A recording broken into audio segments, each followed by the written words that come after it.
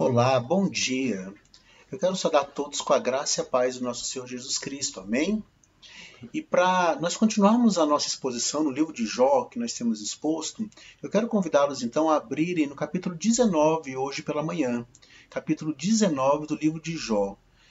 Abra sua Bíblia, acompanhe comigo, eu vou ler os 10 primeiros versículos e depois, conforme eu for expondo o restante, eu vou lendo os demais versículos. Jó, capítulo 19, versículo de 1 a 10. Acompanhe comigo a leitura da palavra, que diz assim: Então respondeu Jó: Até quando afligireis a minha alma e me quebrantareis com palavras?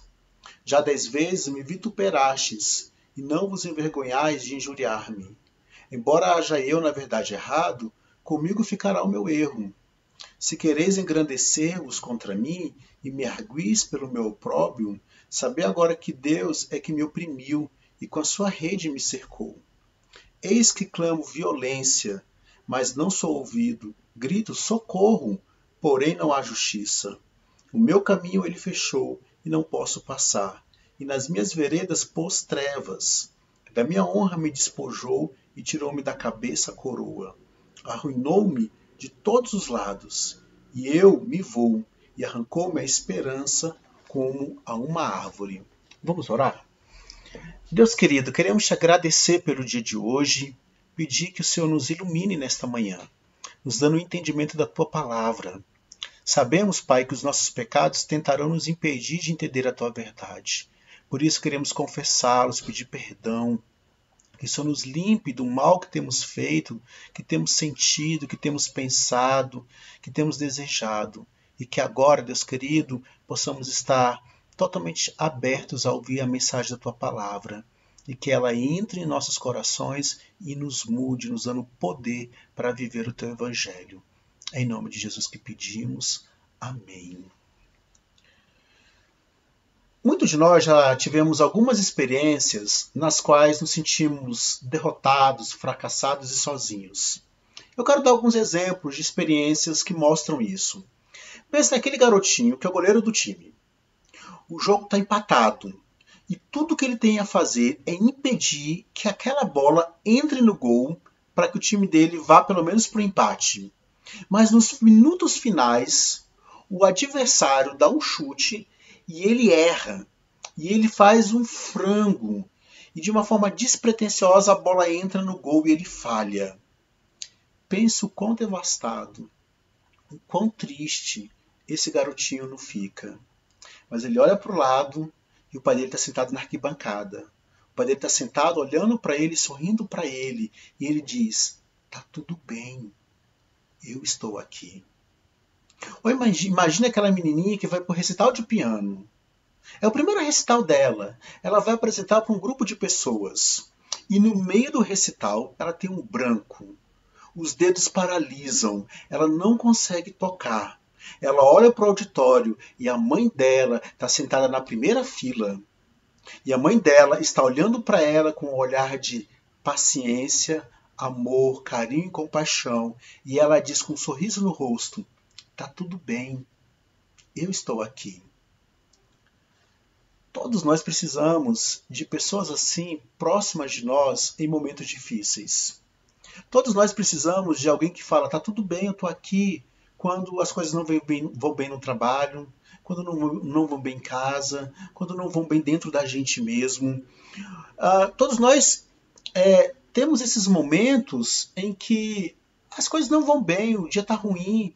E é tão bom quando você chega em casa, encontra com o seu cônjuge e você teve um dia complicado, difícil, mas ele vira para você e fala, tá tudo bem, eu estou aqui. Infelizmente, há muitas pessoas que não têm quem diga isso para elas. Temos crianças que não têm famílias, temos pessoas abandonadas na rua, temos cônjuges que não têm mais o seu cônjuge, pessoas isoladas, abandonadas. Infelizmente, existem pessoas que não têm quem diga para elas no momento difícil que está tudo bem, eu estou aqui. Essa é exatamente a situação de Jó aqui no capítulo 19. Esse capítulo está bem no meio do livro de Jó. Nas duas primeiras mensagens, o que nós vimos? Nós vimos primeiro a introdução, nós vimos Jó como um homem íntegro, reto, temente a Deus, se desviava do mal. um homem piedoso e um homem que cultivava uma piedade familiar, uma piedade pessoal, uma piedade social. Na segunda mensagem, nós vimos que Deus chama a atenção de Satanás para quem era Jó e permite que Satanás aflija alguns sofrimentos terríveis e muito difíceis à vida de Jó. E no final do capítulo 2, nós vemos a respeito dos 3 amigos de Jó. O mais velho Elifaz, que na verdade era o amigo do pai de Jó, Bildade e Jofar. A maior parte do livro nos mostra os 3 ciclos de diálogo entre Jó e esses amigos dele que lhes dão conselhos. E os conselheiros de Jó nós podemos chamar de os primeiros teólogos da teologia da prosperidade. Porque eles acreditavam que um homem justo, um homem que fizesse tudo certo, jamais deveria sofrer. Então, na cabeça deles, Jó é hipócrita. O hipócrita que não quer confessar o pecado dele e não quer dizer o que fez de errado. Eles acham que Jó tem alguma coisa errada, algum pecado escondido, e que é exatamente por isso que Jó está passando pelo que passou. Então, qual é o conselho daqueles 3 amigos? Se arrependa e se livre da sua hipocrisia e da sua culpa. É claro que isso não era nenhum consolo para Jó. Porque Jó sabia que não tinha nenhum pecado proporcional ao sofrimento que ele estava passando. Jó sabia que era pecador, como todos nós somos. Mas ele sabia que não tinha nenhuma atitude dele tão pesada, tão profunda, que justificasse o sofrimento pelo qual ele estava passando. Mas, infelizmente, Jó também assimila um pouquinho da teologia da prosperidade daqueles amigos dele. E ele também não consegue entender como um homem como ele, que é justo, que era reto, que era temente a Deus, se desviava do mal, poderia estar sofrendo como sofria.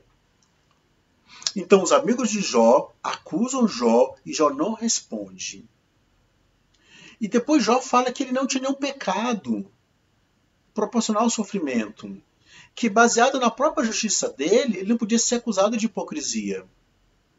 Então, nós temos uma primeira série de diálogos, que é do capítulo 3 ao capítulo 14, e Jó fala com seus amigos, interage com eles. O segundo ciclo de diálogo é do capítulo 15 ao capítulo 21, e o terceiro ciclo é do capítulo 21 ao capítulo 31. No capítulo 19, que é o capítulo que nós lemos uma primeira parte dele, nós atingimos com maior profundidade as provações de Jó. E aqui Jó faz a maior expressão de fé em todo o livro. E ele usa expressões que revelam o sentimento de quem está se sentindo completamente rejeitado, completamente abandonado, de quem não tem alguém que diga, está tudo bem, eu estou aqui. Jó não tem isso nesse momento. Jó não ouve essa voz, ele não tem esse consolo. Seus amigos não tiveram nenhuma compaixão dele, sua esposa não teve compaixão dele, e ele se sente completamente abandonado por tudo e por todos. E eu quero reler agora, ler um pedacinho a mais do capítulo, que é o capítulo do versículo 13 ao 19. Acompanhem comigo o versículo 13 ao 19. Pôs longe de mim a meus irmãos, e os que me conhecem como estranho se apartam de mim. Os meus parentes me desamparam, e os meus conhecidos se esqueceram de mim. Os que se abrigam na minha casa e as minhas servas me têm por estranho, e vim a ser estrangeiro aos seus olhos. Chamo o meu criado, ele não me responde. Tenho de suplicar-lhe eu mesmo. O meu hálito é intolerável à minha mulher, e pelo mau cheiro sou repugnante aos filhos da minha mãe. Até as crianças me desprezam, e querendo eu levantar-me, zombam de mim. Todos os meus inimigos íntimos me abominam, e até os que eu amava se tornaram contra mim. Jó está aqui no seu mais profundo sofrimento. E adicionado a tudo isso, a tudo que Jó passou, a tudo que ele perdeu, nós temos aqui a completa solidão. Ele fala que todos o abandonaram, que ele não tem amigos, que a esposa não está próxima, que não tem mais ninguém. Jó se sente completamente sozinho. E é exatamente nesse momento, nesta posição, que ele faz uma das afirmações mais marcantes de todo o Antigo Testamento. Eu, particularmente, nunca estive no fundo de um poço, de um buraco, preso num buraco. Mas as pessoas que já estiveram falam que quando você está preso num buraco, num poço, e você olha para cima e é de noite, você consegue ver as estrelas no céu. E de alguma maneira isso gera um certo conforto para essas pessoas. E é exatamente isso que está acontecendo com Jó. Jó, no meio daquele buraco de provações, no meio daquele buraco de solidão, no meio de tanta confusão na vida dele, ele olha para cima e ele consegue ver a glória de Deus. Ele consegue ver o brilho de Deus. Ele consegue ver Deus reluzindo apesar e através de todo o seu sofrimento. E aí Jó vai fazer algumas afirmações que vão demonstrar a esperança dele. A esperança do que está acontecendo reside em algo que virá. Não interessava naquele momento o que estava acontecendo em si, mas o que Jó demonstra aqui é que havia algo muito superior ao sofrimento dele. E esse algo muito superior é o que o ajudaria nesse momento. Portanto, baseado no texto que a gente leu, que a gente vai continuar lendo, eu quero trabalhar com vocês hoje pela manhã o seguinte tema. Quando você sofre, você pode ter uma esperança futura. Quando você sofre, você pode ter uma esperança futura. Eu vou falar desse tema em 2 tópicos. E o primeiro desses tópicos é o seguinte: quando você sofre, você pode fazer uma confissão confiante. Quando você sofre, você pode fazer uma confissão confiante. Veja comigo aí os versículos 23 a 27. Quem me dera fossem agora escritas as minhas palavras. Quem me dera fossem gravadas em livro, que com pena de ferro e com chumbo para sempre fossem esculpidas na rocha. Porque eu sei que o meu Redentor vive, e por fim se levantará sobre a terra. Depois, revestido este meu corpo da minha pele, em minha carne verei a Deus. Vê-lo-ei por mim mesmo, os meus olhos o verão, e não outros. De saudade me desfalece o coração dentro de mim. Nos versículos 23 e 24, se você reparar aí, dá uma olhadinha de novo na sua Bíblia, ele vai usar uma expressão de confiança. Ele expressa o desejo de que suas palavras sejam gravadas em um livro importante.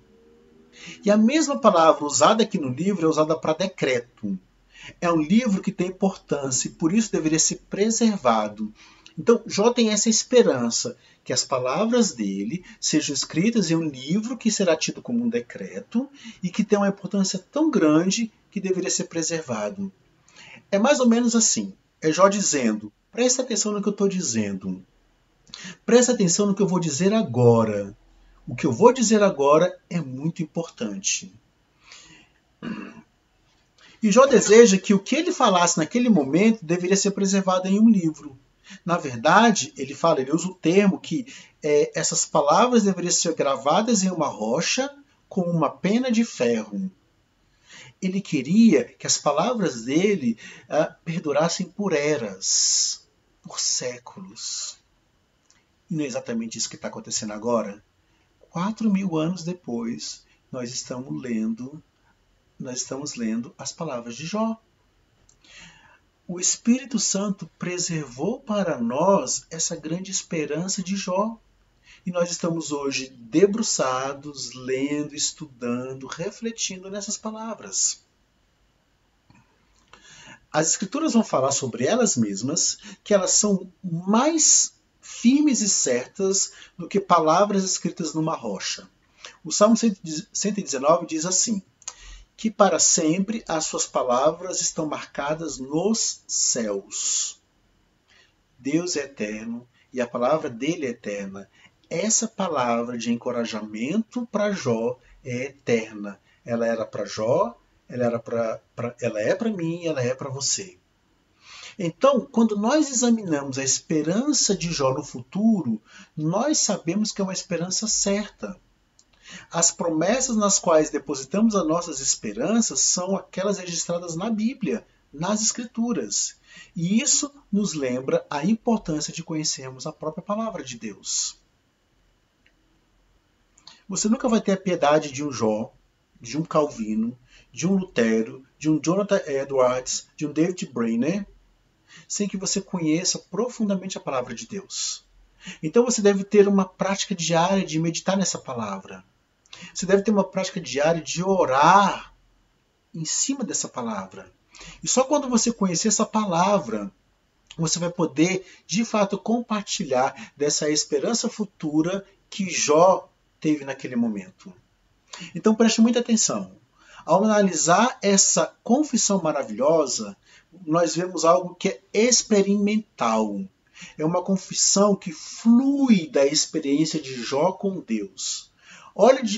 Vamos dar uma olhadinha no capítulo 14, versículos 14 e 15 aqui do livro de Jó. Abre lá comigo, capítulo 14, versículos 14 e 15.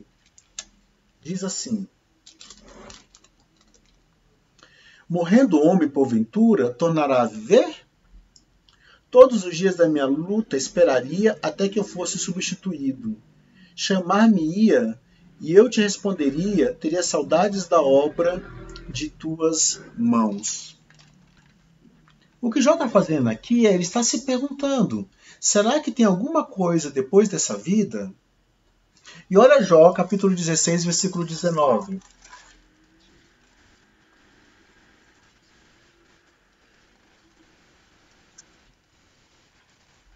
Jó 16, versículo 19. Já agora sabei que a minha testemunha está no céu, nas alturas quem advoga a minha causa. Aqui vemos a fé de Jó aumentando. Você consegue perceber uma sequência de aumento na fé de Jó? Aqui nós vemos que a esperança de Jó está cada vez maior. E aqui já no capítulo 19, ele vai confessar 3 coisas importantíssimas e essenciais. No versículo 25 ele diz assim: eu sei que o meu Redentor vive. No Velho Testamento, o Redentor era um parente próximo que pagaria a dívida daquela família e restauraria a herança da família. Ou que viria e pagaria um castigo para que aquela pessoa fosse liberta de alguma coisa. As pessoas tinham redentores terrenos naquela época. E esses terrenos, esses redentores terrenos, eram uma figura do redentor espiritual que um dia viria. Jó, nesse momento de aflição, sabe que é um redentor para ele e que ele vive. E com os olhos da fé, ele já pode contemplar Jesus Cristo, seu redentor. A mesma coisa foi dita a Abraão. Que Abraão poderia também confiar no redentor. E nós vemos, assim como a fé de Abraão, a fé de Jó, vai numa progressão de aumento até o ponto deles serem ou de demonstrarem grandes atos de fé. É o que está acontecendo aqui. No versículo 25, a parte B, Jó também confessa que ele esperava que essa intervenção acontecesse durante a sua vida. Aliás, que ele não esperava que essa intervenção acontecesse durante a sua vida, mas que pela fé ele vê o fim dos tempos. E ele afirma aqui que o Redentor viria à Terra para trazer redenção. Jó demonstra confiança naquele grande dia em que o Redentor faria todas as coisas justas. Pessoal, Jó está profetizando a respeito de Jesus Cristo, da vinda dele. E mais, no versículo 26, ele fala que acredita na ressurreição dos mortos. Quando o Redentor voltasse, Jó já teria morrido há muito tempo, mas ele confessa que seria ressuscitado dos mortos. Ele fala, mas depois que a minha carne estiver destruída, em minha carne eu verei a Deus. São expressões maravilhosas de fé. Um homem que vivia nas sombras do antigo pacto, um homem que sabia que estava morrendo, que tinha sua carne apodrecendo, que não esperava mais viver, mas se acreditava numa coisa, que um dia ele ressuscitaria e com os olhos carnais dele, ele veria o seu Redentor. Ele tinha essa esperança e essa confiança. Talvez você esteja disposto a sofrer se você tiver uma boa recompensa. Talvez você sacrifique algumas coisas na sua vida se você tiver resultados garantidos. Mas será que você faria os mesmos sacrifícios simplesmente para ter uma visão melhor de Deus? Será que você entende que isso valeria a pena? Pergunte isso para Jó. Pergunta para Jó quando você chegar lá no céu se valeu a pena. Será que valeu a pena a perda dos filhos? Será que valeu a pena a perda dos bens? Será que valeu a pena a perda dos servos? Será que valeu a pena a perda da própria saúde? Será que valeu a pena aquela sensação de abandono que Jó está sentindo aqui no capítulo 19? Eu tenho certeza que Jó vai dizer para você que sim, valeu a pena. Porque foi apenas através dessas provações que ele percebeu a beleza do seu Deus. Que ele viu, no futuro distante que seja, mas que ele viu o seu Salvador, o seu Redentor. Pensa bem, é no meio dessas aflições que Deus se revela a você de uma maneira que ele nunca se revelou antes. É no meio do seu sofrimento que você consegue ter essa visão maravilhosa de Deus. Então, para de reclamar, para de murmurar, para de autocomiseração. Olha para o que o seu Pai, o seu Redentor, o seu Senhor está fazendo na sua vida. Você aprenderá verdades maravilhosas sobre ele, que vão transformar sua vida para sempre.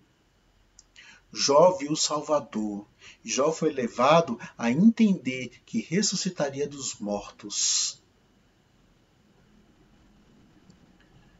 Quando nós olhamos para a cruz e vemos que o Filho de Deus teve a mesma sensação de abandono que Jó teve, e na verdade não foi só sensação, ele foi literalmente abandonado pelo Pai. Por que ele foi abandonado pelo Pai? Por que ele esteve sozinho naquele momento? Porque ele olhou para um lado, olhou para o outro, não teve ninguém que dissesse, está tudo bem, eu estou aqui. Por quê? Para que você tenha quem diga isso para você. Para que o Pai possa te abrigar nos braços dele e te dar o conforto que você precisa. Para que quando você olhar para cima, você poder ver o Pai dizendo, está tudo bem, eu estou aqui.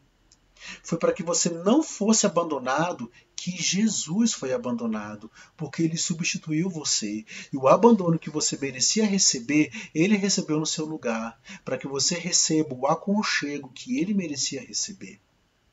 Foi por isso que ele foi à cruz. O nosso segundo ponto, então, vai dizer o seguinte: quando você sofre, você pode fazer um desafio confiante. Quando você sofre, você pode fazer um desafio confiante. Olha comigo aí os versículos 28 e 29. Se disserdes, como perseguiremos, e a causa deste mal se acha nele, temei, pois, a espada, porque tais acusações merecem o seu furor, para saberdes que há um juízo. Jó aqui já está na defensiva. Ele tem que se justificar para os seus amigos, se justificar para sua esposa. Ele está aqui em meio a acusações de difamação de amigos, e ele está aqui sendo desafiado por todos. Os acusadores de Jó acusam Jó de ter falhado na sua integridade, e eles tentam encontrar um pretexto para acusar Jó. Mas Jó diz, eles precisam se alertar que tem uma espada que está sobre as suas cabeças, a ira de Deus que traz castigo. E qual é a base do desafio de Jó? Tem mais uma coisa sobre o futuro que ele havia entendido. Ele havia entendido que haveria um juízo futuro. Ele havia entendido que nessa vida não há juízo perfeito, que nós nunca seremos completamente vingados do mal que fazem contra nós nesta vida. Mas Jó diz, eu tenho certeza que haverá um julgamento futuro. Eu tenho certeza que haverá um julgamento justo no futuro. Os amigos de Jó estão arrogantemente condenando Jó, fingindo que podiam ler os pensamentos de Jó. Mas Jó diz para eles que um dia haverá o juízo de Deus, e o juízo de Deus julgará as próprias atitudes de Jó, como também a de seus amigos. E que se os amigos de Jó não se arrependessem, eles estariam debaixo da condenação de Deus.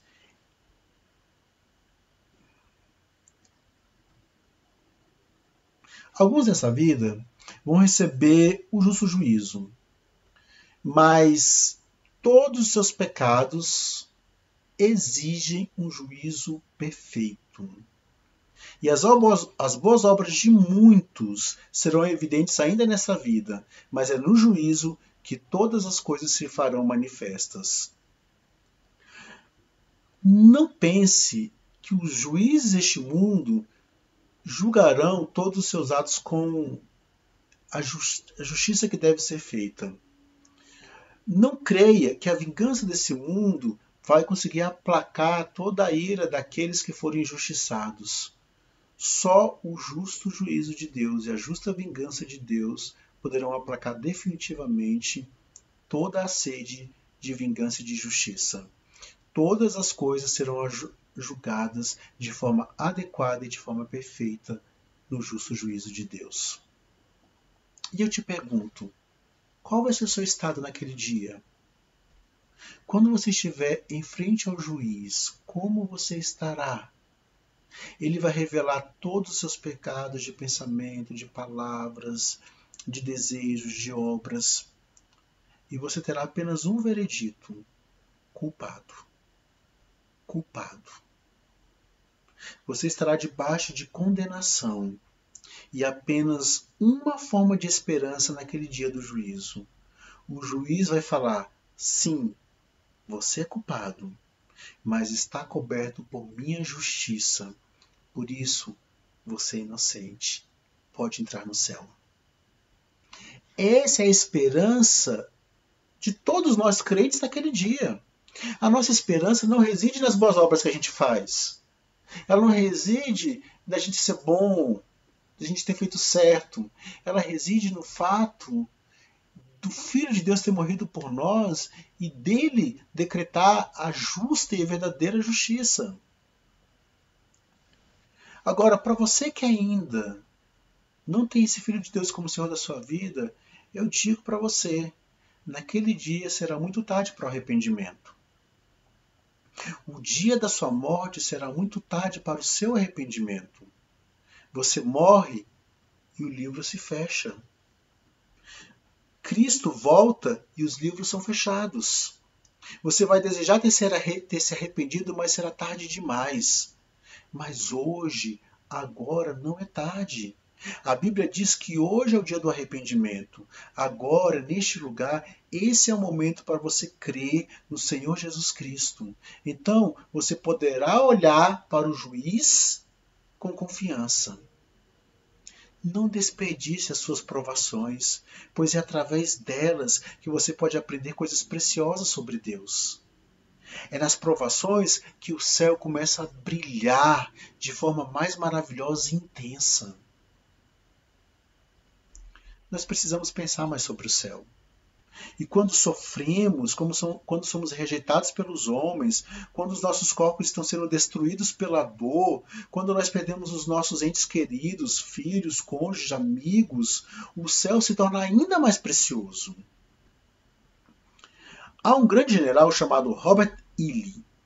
Ele disse que a cada sofrimento aqui se quebra uma ligação na corrente que nos prende a este mundo. As ligações que nos prendem a esse mundo, das correntes que nos prendem a esse mundo, são quebradas a cada sofrimento pelo qual nós passamos. E cada vez que elas são quebradas, a eternidade se aproxima ainda mais de nós. E a eternidade se torna mais preciosa e mais gloriosa para todos nós. E essa é a nossa esperança. Esse é o nosso destino. Esse é o nosso fim de toda dor, de todo sofrimento, de todo pecado. Nós viveremos na terra de Emanuel. Que Deus desenvolva a partir de hoje e até o restante das nossas vidas uma mente celestial, um desejo por estar no céu e por aquilo que está chegando. Aí você me pergunta, como eu faço isso? Como aumenta esse desejo? Como eu consigo desenvolver isso? Medite na beleza de Cristo. Medite nas glórias do céu.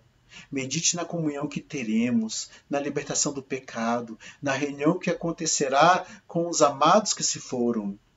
Viva então com uma mente mais celestial e prepare-se para essa glória. Não sabemos exatamente com todos os detalhes como o céu será, mas sabemos que veremos a Cristo e seremos dele. E eu te pergunto, o céu é a sua esperança? É o seu destino final? Se é, prepare-se para ele. Arrependa-se dos seus pecados e persiga a santidade. Veja, se você tem um desejo pela santidade, você estará muito mais feliz no céu. Porque o céu será perfeitamente santo.